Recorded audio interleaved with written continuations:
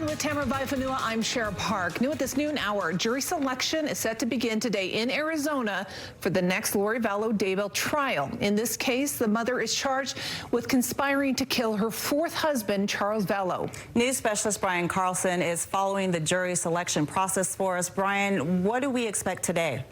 Well, Tamara and Shara, this comes 2 years after Lori was convicted in Idaho for the deaths of her two children and the first wife of her husband, Chad Daybell.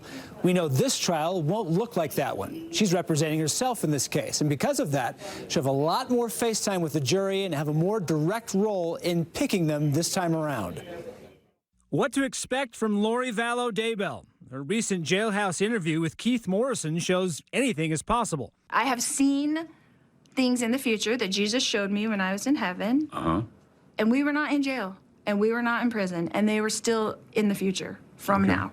Currently serving life sentences for killing her children, with jury selection starting today for her trial of allegedly conspiring to kill her ex-husband Charles Vallow. KSL legal analyst Greg Skordas anticipates Lori will have a lot to say to potential jurors being seated. That the jury will get to know her a lot better because she'll be speaking more. She'll be giving her own opening statement. She'll be interviewing the witnesses and that type of thing. So the jury will get to know her a lot better. As her own counsel, will that affect who she can pick for the jury? Skordas doesn't think so. A defendant is part of that process anyway, whether they're sitting next to counsel or making the decision themselves. So in terms of the actual selection of the jury, it won't make a big difference. If Daybell makes a mistake, Skordas anticipates she may still get some legal help. She'll probably even have what's called standby counsel. That is a lawyer who sits at the counsel table next to her just to advise her on issues and things like that. But ultimately, you can expect that with her history and her mental health issues that it might be a slightly different trial than we're used to.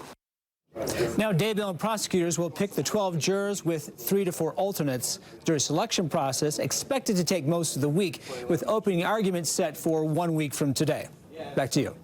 Definitely will be interesting, Brian. Thank you for that update.